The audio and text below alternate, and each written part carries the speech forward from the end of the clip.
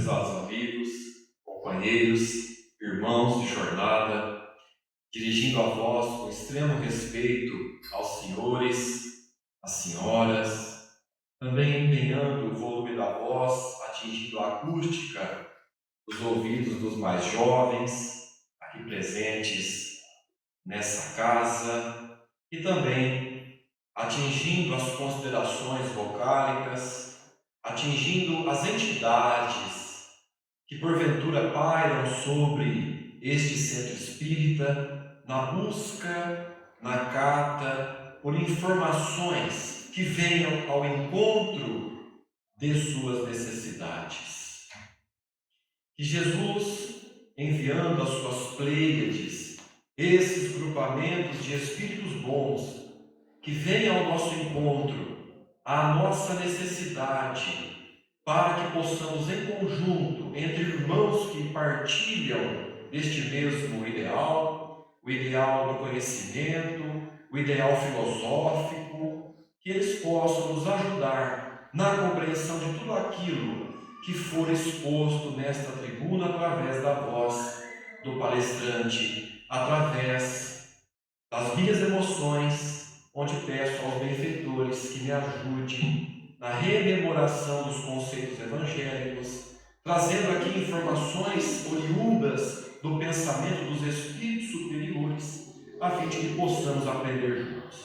Pois todos nós aqui nos achamos nas mesmas condições. Nós somos alunos da Academia do Evangelho de nosso Senhor Jesus Cristo. E de minha parte, irmã Romana, agradeço imensamente o convite que foi endereçado com tamanha singeleza através da ferramenta WhatsApp, onde nós aquecemos ao convite e mais uma vez aqui nos encontramos, nos deslocando com muita alegria pela rodovia, e na rodovia do veículo já vínhamos imaginando alguns rostos conhecidos aqui dessa casa, onde já fiz amizade, e cada vez que estou aqui à frente da Assembleia, sinto que os laços de fraternidade e de amizade, eles vão se consolidando, vão se apertando cada vez mais. E quem sabe um dia, quando nós retornarmos à pátria espiritual, assim como o irmão Divaldo desencarnou há 22 horas, nós possamos talvez nos encontrar em algum rincão espiritual e dizer: olha, como é bom vê-lo aqui, tivemos dias memoráveis, aprazíveis, lá na cidade de Paris, onde nós levávamos ali uma palestra, um material filosófico para aprendermos juntos cada vez mais sobre os ensinamentos de nosso abençoado e venerado Senhor e Mestre Jesus Cristo. Que possamos ter uma noite de luz abençoada para as nossas almas.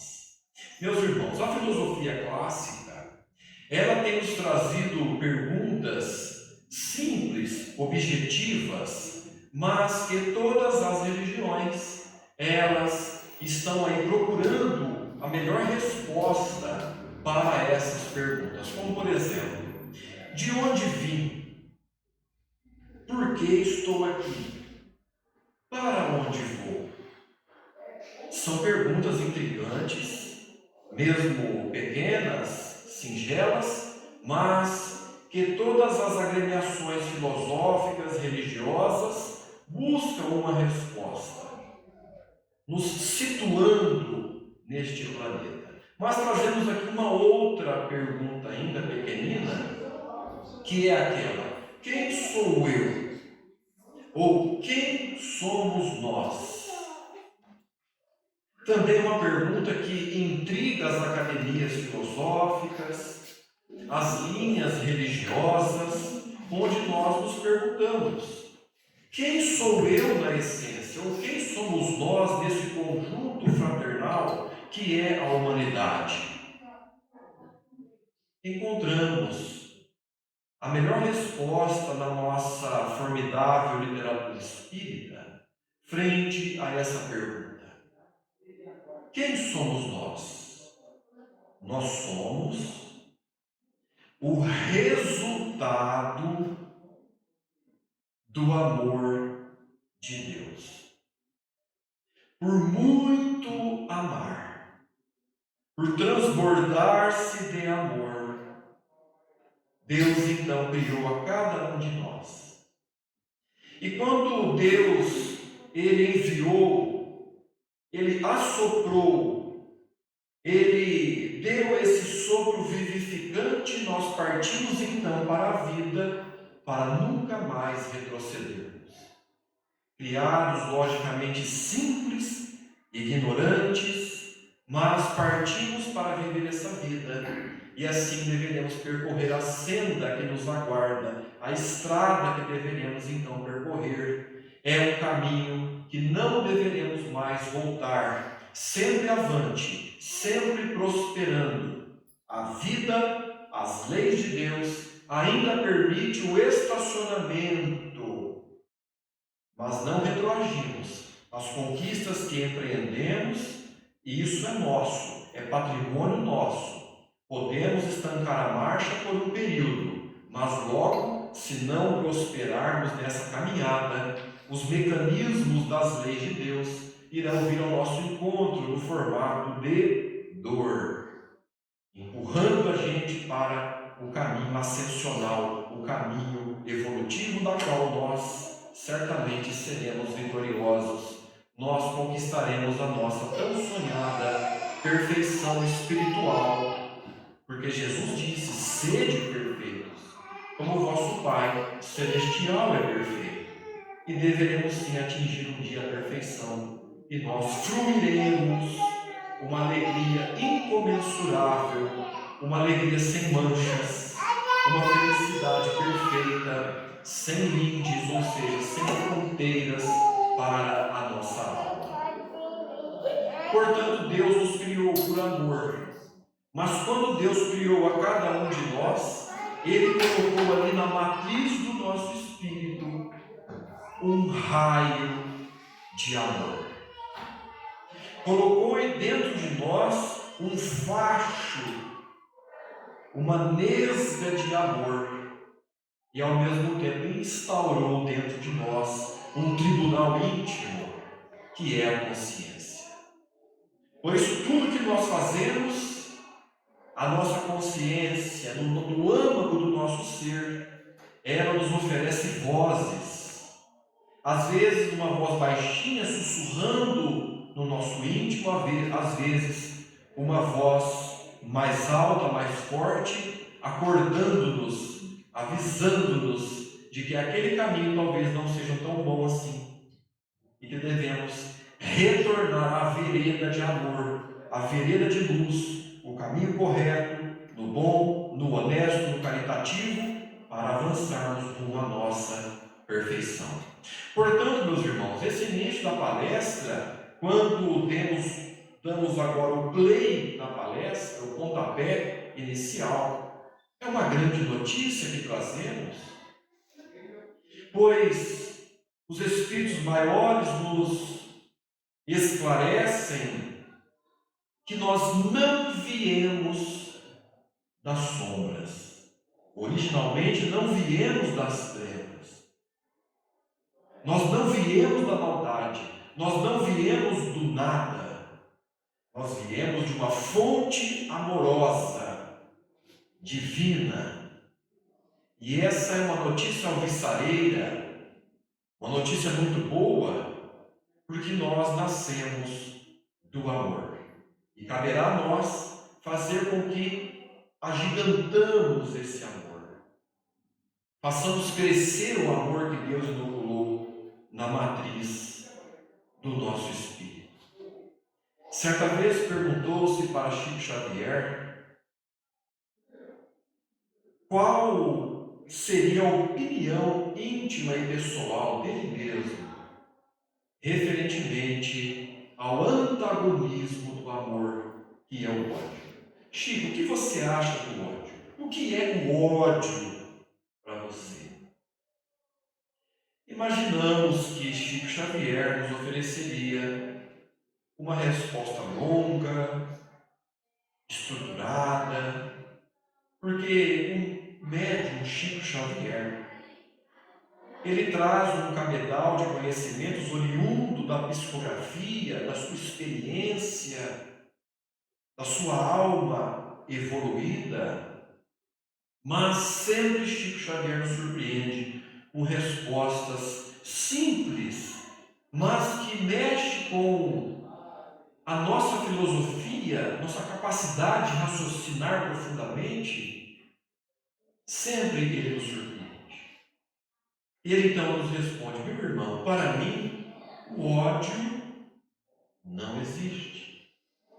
O que existe é sempre amor. Tudo que Deus fez foi por amor. Moramos em um planeta que, visto de outros planetas, é um ponto de luz, ou seja, moramos numa estrela. Deus permitiu que morássemos numa estrela. Nós observamos a fauna, a flora, a beleza de tudo que há no mundo referentemente à natureza. Tudo partiu de Deus, da sabedoria máxima do nosso Pai Criador. Temos um corpo físico, um mecanismo harmônico, temos uma certa saúde física, um tempo de permanência neste planeta para remirmos débitos do antanho, para conquistarmos no campo da alma, no campo da virtude, são oportunidades. Tudo fala de Deus ao nosso redor, até as intempéries, a beleza, nas ventanias, nas chuvas, no frio, no calor, a radiação solar, as cachoeiras, a aurora boreal. Tudo fala de Deus. Tudo foi feito com amor. Portanto, o ódio para mim não existe. O que existe, às vezes, o amor, ele tem quedas. O amor adoece. E a nossa abençoada língua portuguesa deu o nome de ódio. Quando nós fugimos do bem, da luz, de trabalhos amorosos, do sentimento genuíno, original de Deus, quando nós nos afastamos disso, nós começamos a adoecer. A alma adoece drasticamente, permeia em estações depressivas.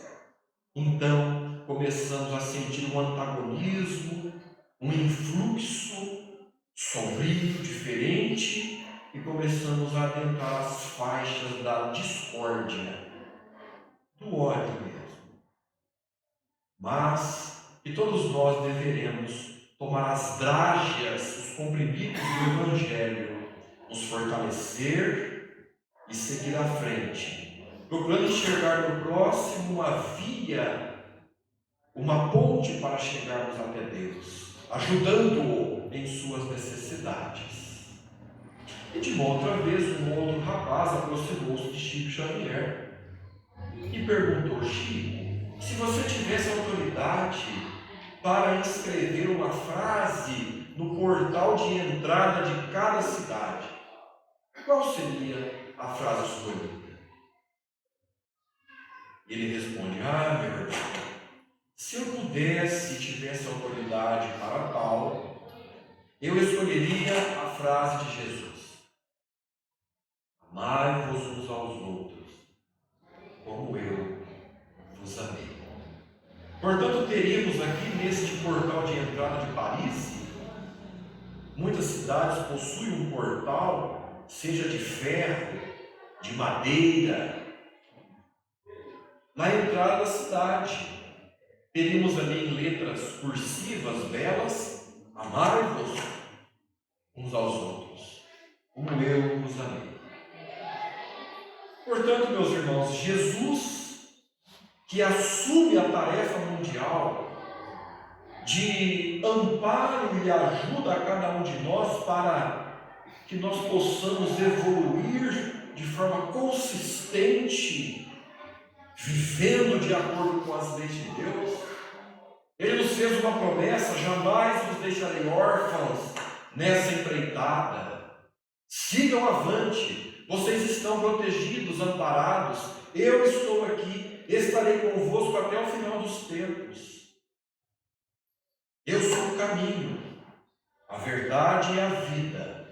Ninguém atingirá o entendimento e verá a Deus se não for por mim. Jesus parece então que empunha um caniço de bambu e na ponta desse mastro ele afivela uma bandeira branca, escrita amor. E desfralda essa bandeira com muita força, porque é o seu trabalho frente à humanidade, fazer com que amemos uns aos outros. Quando nós imaginamos essa figura de linguagem de Jesus empunhando uma bandeira, lembramos de um jovem que foi avistado na praia do Arpoador, no Rio de Janeiro. Essa praia, ela divide as praias de Ipanema com a praia de Copacabana. É uma ponta rochosa. E lá nessa ponta rochosa, na praia do Arpoador, um jovem empunhava uma enorme e pesada bandeira e desfraldava ali a bandeira debaixo de um sol calcinante de 44 graus. Ele ali, persistente, humilde, silencioso, todo empapado de suor, com a maresia, o vento, o jovem ali permaneceu. Não se sabe as razões por que estava ali. Pode ser que ele obteve uma graça, ele se modificou interiormente, porque ao abrir a brochura bíblica, ele leu o Novo Testamento, os evangelhos de Mateus, Marcos, Lucas e João. Ele leu sobre o Apocalipse de João Evangelista. Ele leu as cartas paulinas, as epístolas. Ele também teve contato com a epístola universal de Judas, de Tiago, de Pedro. E se empolgou com essas declarações bíblicas. Ele entendeu o propósito do Evangelho,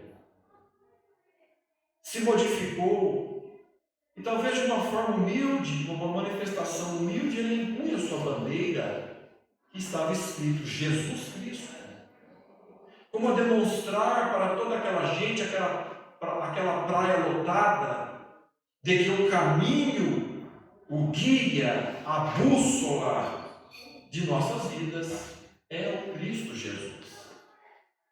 Então ele desfralda a sua bandeira. Não se sabe as razões. Pode ser que ele conseguiu a libertação dos entorpecentes e está ali numa demonstração de que foi através de Jesus, quando ele orou no seu quarto, trancou a porta e ali ele fez orações verdadeiras, utilizando esse caminho, esse canal para o alto, que se mantém sempre aberto, que é a oração. E ele conseguiu robustez, força e teve a coragem para se manter afastado do entorpecente, de um vício drástico. Então ele impunha a sua bandeira. Várias razões. Ou simplesmente para demonstrar de que é Jesus o caminho. E aí nos perguntamos, quais são também as nossas bandeiras? Quais são os projetos que nós anelamos no coração? Aquele projeto que permanece apenas na raia do projeto, ele não sai da gaveta, ele não sai do coração. Aquele livro engavetado, empoeirado, lido parcialmente, aquele trabalho da caridade feito parcialmente, aquele projeto de humanidade que torna a nossa alma febril, que mexe com o íntimo, como Começando, logicamente, sempre pela família. André Luiz disse que os projetos de humanidade iniciam-se pela célula máter, que é a família, e depois se espraiam para as circunvizinhanças, para a humanidade. Não queiramos iniciar um projeto de humanidade gigantesco sem antes resolver os problemas íntimos, familiares, ajudando aqueles que estão em nosso derredor. Esteve ali o jovem, então, com a sua manifestação na praia. Jesus, meus irmãos, recomenda amor até para com os inimigos. O que dirá então para com os nossos amigos, aqueles que nos oferecem as varandas do próprio coração? O amigo, essas criaturas que se assemelham ao oásis, como diz Emmanuel, quando estamos entristecidos, cansados, precisando de uma palavra conselheiral, recorremos aos amigos, nos refrigeramos, nos descansamos com o olhar daqueles que nos querem bem. As suas presenças também traz paz, e nós então angariamos novas forças na presença dos nossos amigos. Amemos todos aqueles que nos querem bem, mas também não mantenhamos mágoas que dilaceram as nossas almas, porque todos nós erramos.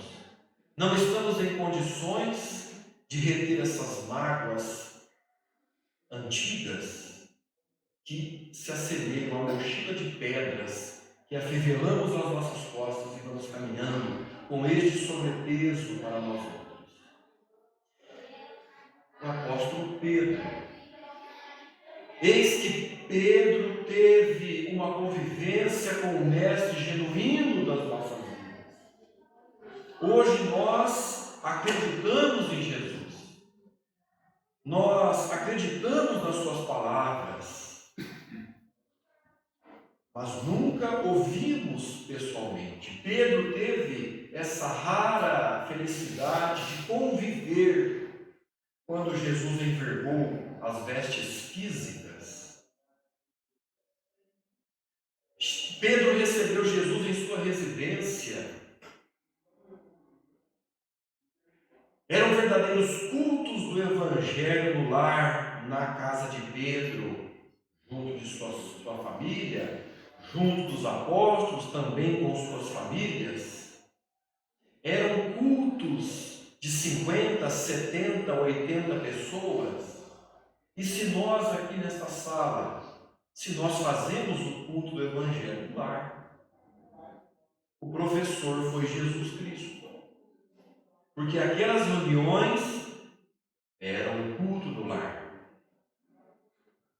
E que o nosso abençoado espírito Nélio Lúcio teve acesso a essas reuniões, buscando nos arquivos do passado. Trouxe, escrevendo através da mão psicógrafa de Chico Xavier, as historietas exaradas por Jesus naquelas ocasiões. 50 reuniões, Nélio Lúcio conseguiu resgatar.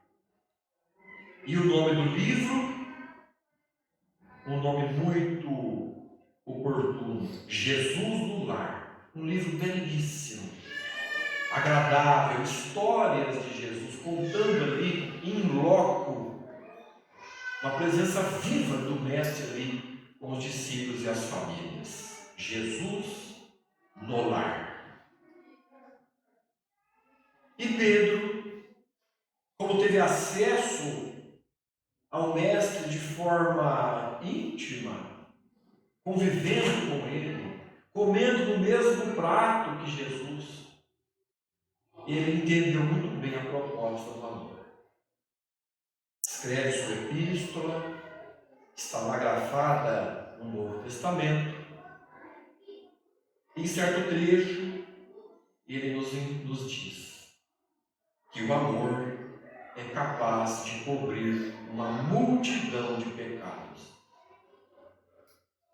Ora, se uma entidade no mundo espiritual, com uma visão mais amplificada da vida, ele faz um retrospecto das suas atitudes quando esteve na Terra, percebe que teve quedas drásticas, que não viveu de acordo com as leis de Deus, se arrepende profundamente o tempo perdido, as ações perpetradas no campo da maldade, e ele então sente a necessidade de uma palavra, de um conselho de algum espírito mais evoluído. Ele ora, solicita uma audiência e concede a audiência. Aproxima-se dele uma entidade nimbada de luz, e ele vai logo dizendo: ministro espiritual que atende aos meus chamados, sei que você vem das correntes trabalhistas de Jesus. Aqui nessas paragens espirituais eu percebo de que eu fui relapso na vida, eu prejudiquei ao meu próximo, estou muito arrependido, eu desejo amar mais, eu desejo uma oportunidade de trabalho. Certamente a entidade espiritual irá atender aos pedidos dessa entidade, porque ele citou amor, trabalho. Certamente será engendrado uma nova reencarnação, com possibilidades de muito trabalho, muitas das vezes de ordem religiosa e humanitária. O amor cobrirá uma multidão de erros e de pecados. Em uma outra ocasião, Pedro também escreve: mas, sobretudo, tende ardente amor uns para com os outros. Muitos traduziram esse amor em tampinhas plásticas, como um senhor do Nordeste que começou a reunir tampinhas plásticas, a vizinhança descobriu, começou a levar sacolinhas com tampinhas, e ele, num processo de permuta, conseguiu o dinheiro da venda das tampinhas e enviou ao hospital do câncer. Ele se apiedou com os irmãos cancerosos.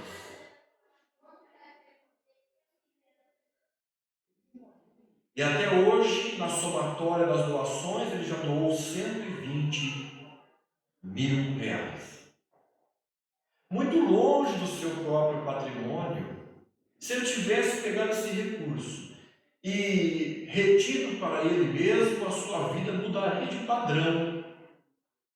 Teria alguns eletrodomésticos melhores em sua casa, teria um veículo, uma motocicleta, um carro, poderia se alimentar até de uma forma melhor, uma alimentação melhor, mas não. Ele renunciou a si mesmo e se dedicou ao ajuntamento de tampinhas. Foi a forma que ele encontrou para ajudar o próximo.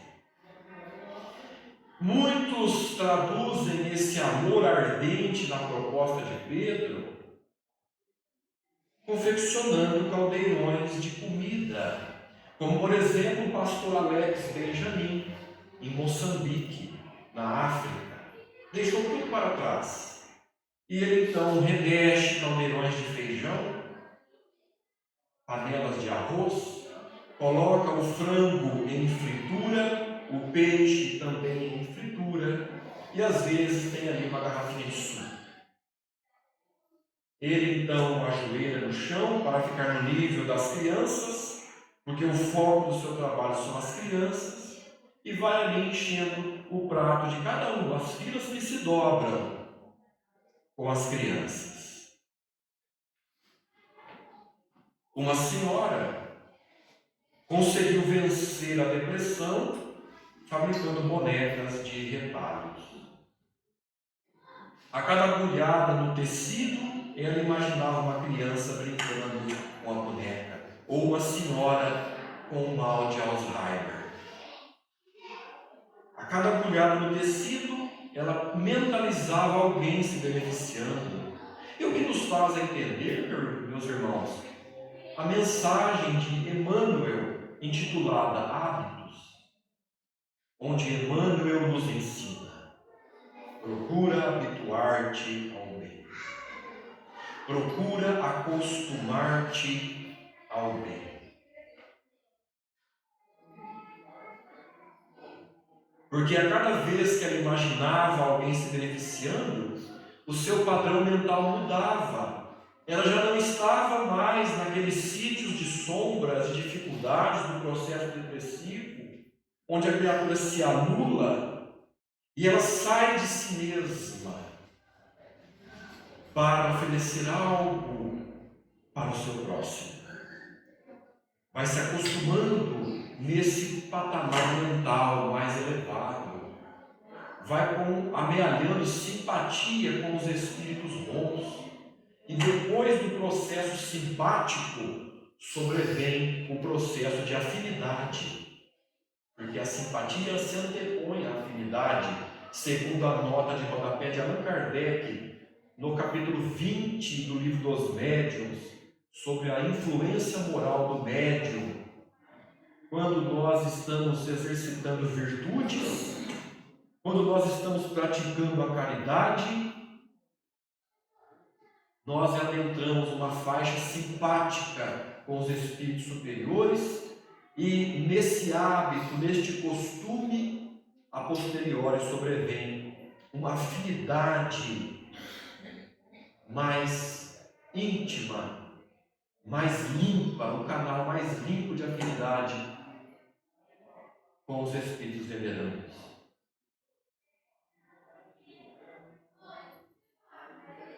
Jesus, ele entende, ele capta o pensamento divino. Ele interpreta a vontade de Deus de que a humanidade necessita de uma referência forte e contundente.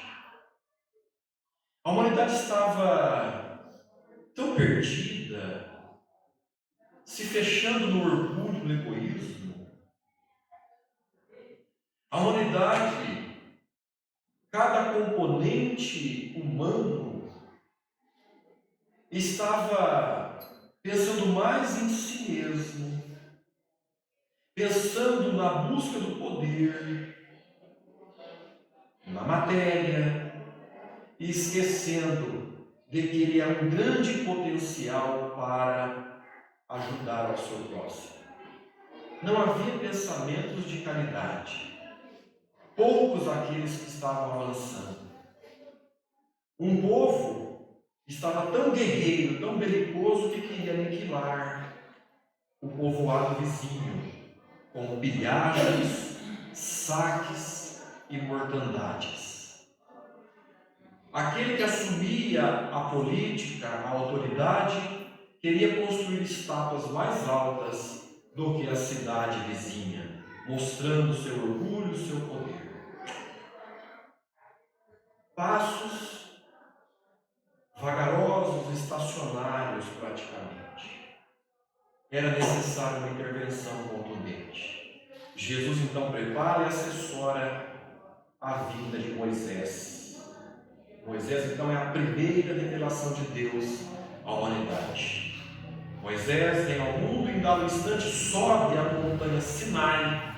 Ele recebe um processo quase psicográfico, uma tábua de pedras, com inscrições com 10 mandamentos.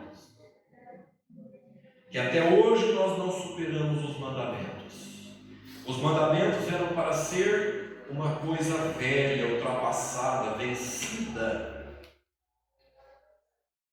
porque seria sinônimo de que estaríamos atendendo a esses mandamentos. Mas não. Lá diz: não mate o seu irmão, não furte o seu irmão, não cobice nada que seja do próximo, nem sua casa, nem seu carro, nem sua própria vida, porque Deus pedirá contas de tudo aquilo que nós recebemos, Muitos de nós temos compromissos, encargos, todos nós. Honre ao seu pai e à sua mãe. Não terás outros deuses. Deus é um só. Nenhum servo conseguirá servir a dois senhores, disse Jesus. Ou há de amar um e odiar ao outro. Nenhum servo conseguirá ao mesmo tempo servir a Deus e às riquezas, ou ao Deus Mamon. Só há um Senhor. Santifique o dia de sábado. Ou seja, vamos eleger um dia na semana para a frequência em uma agremiação religiosa séria, como esta casa, a presença viva mesmo, a presença in loco. Não vale muito nós dizermos, mas da minha residência ali eu faço as minhas orações, as minhas leituras. Vamos pertencer a um grupo, 1 mais 1 é igual a 3. É aprazível o estudo em conjunto, a palestra viva. Nos emocionamos na palestra, amealhamos conhecimentos através da palestra, nos tornamos pessoas mais sensíveis, demovemos sentimentos antagônicos referentemente à paciência, à compreensão, à tolerância, à temperança, ao amor.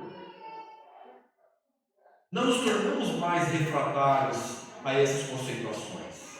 Nos tornamos pessoas melhores, religiosas, nos ligamos mais a Deus, sentimos mais a presença de Jesus. Santifique o dia de sábado. Reúnam-se em congregações, em grêmios, entre amigos que comungam do mesmo ideal. Os mandamentos é algo belíssimo que podemos observar. Mas passam-se 13 séculos e a humanidade ainda teimosa, recalcitrante. E aí vem a segunda revelação de Deus à humanidade, que é o próprio Cristo, que desce de altos paraísos, se adensa a carne e se faz homem entre nós. E depois de 18 séculos, viria a terceira revelação de Deus, que é o próprio Espiritismo. Jesus vem e diz assim, parece dizer que, olha, se os mandamentos estão difíceis de serem entendidos, vamos resumir em 2. Que nós já sabemos quais são os 2. Amar a Deus e amar ao próximo. Uma forma simples. Não há como mais argumentarmos de que está muito difícil amar a Deus e amar ao próximo. Mas como amarmos a Deus?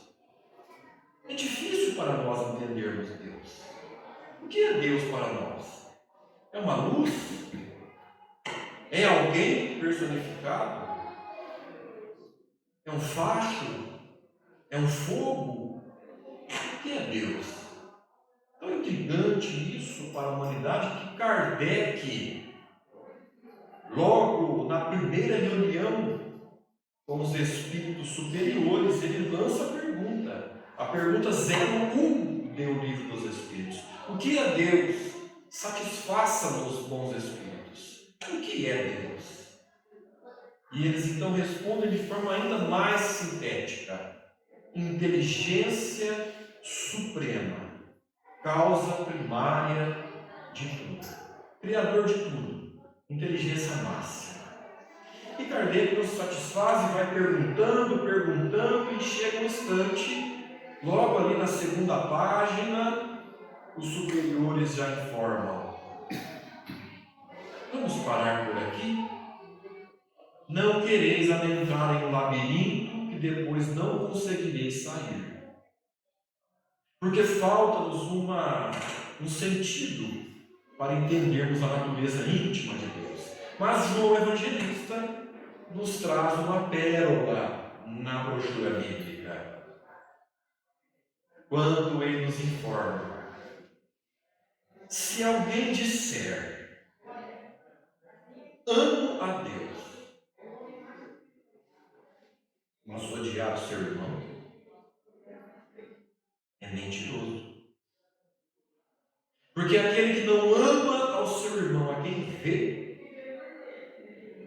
como poderá amar a Deus a quem não vê? Uma filosofia interessante. João Evangelista, dando-nos a entender que o próximo é a ponte para Deus.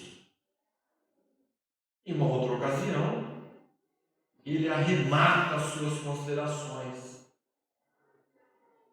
de uma forma poética.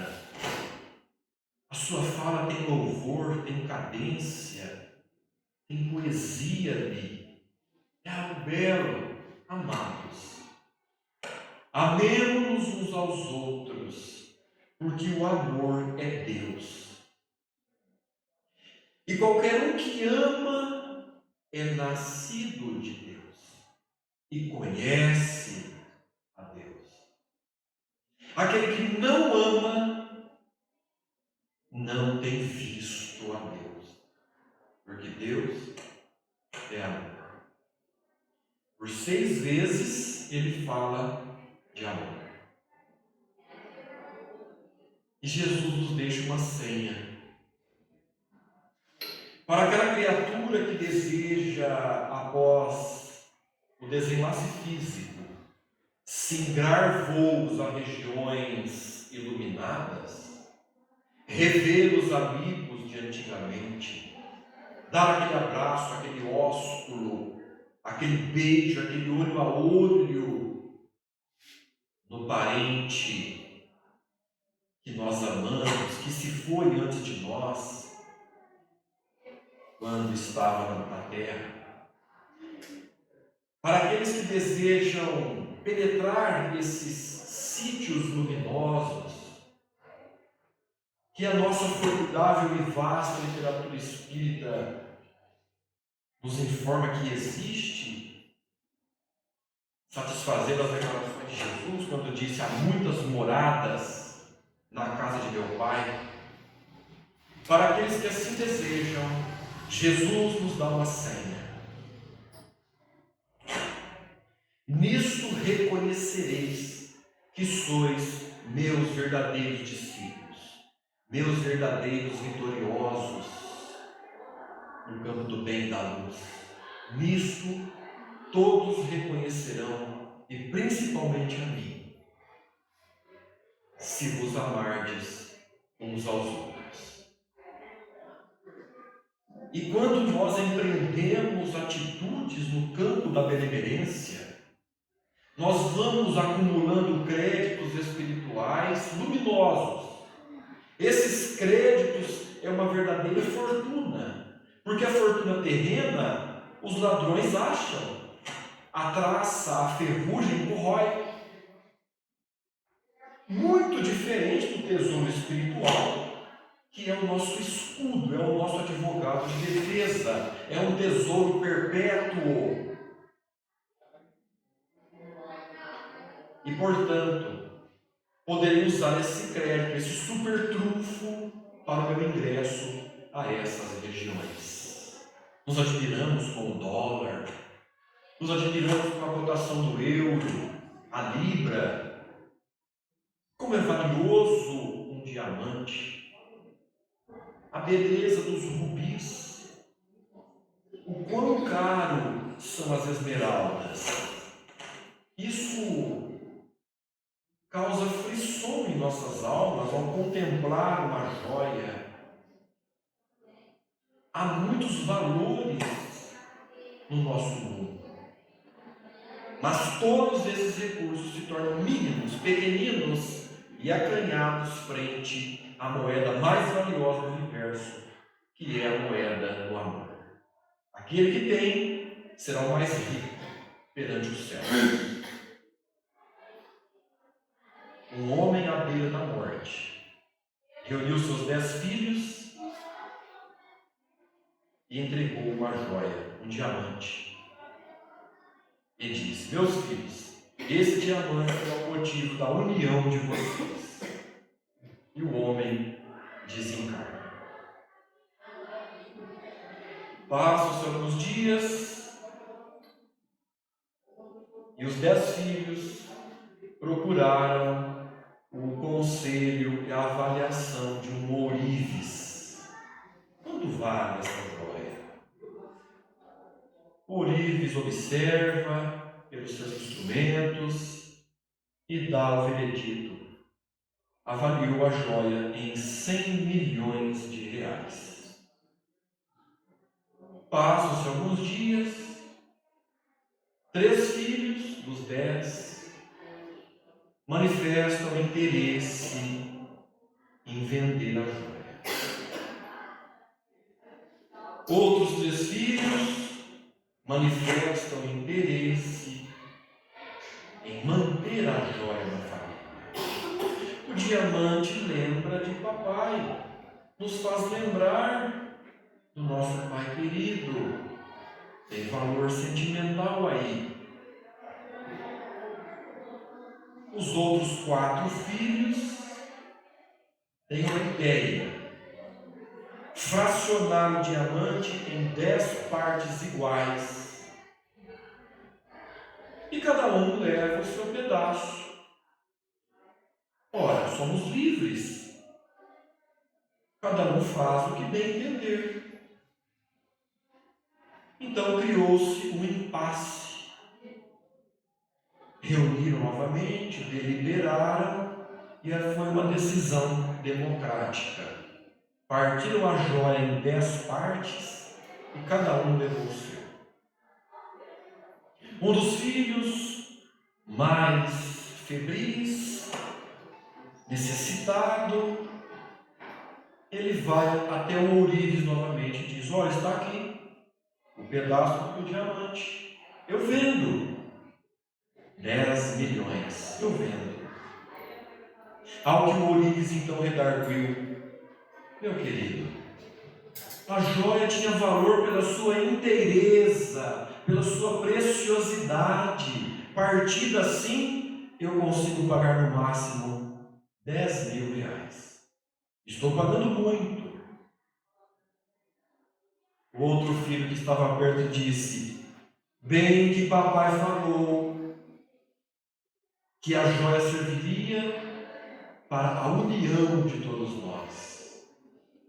Essa passagem, meus queridos, nos dá a entender que essa joia representa o amor.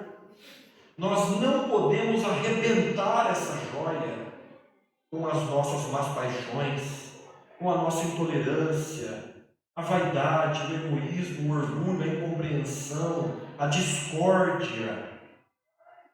Não podemos macular essa joia, esse poder que emana de Deus, da qual todos nós deveríamos exercitar uns com os outros. É o que a historieta nos traz. Portanto, queridos irmãos, frente às considerações noturnas, só nos resta agradecermos a Deus. Também ao nosso querido Mestre Jesus Cristo, que nesses instantes, Jesus sabe dessa reunião. Jesus monitora, através dos seus tentáculos vibracionais, a nossa reunião. Ele sabe, conhece a cada um de nós mais do que nós mesmos. E os espíritos em derredor vibram quando nós acalentamos esses conceitos da nossa alma e entendemos que é uma verdade.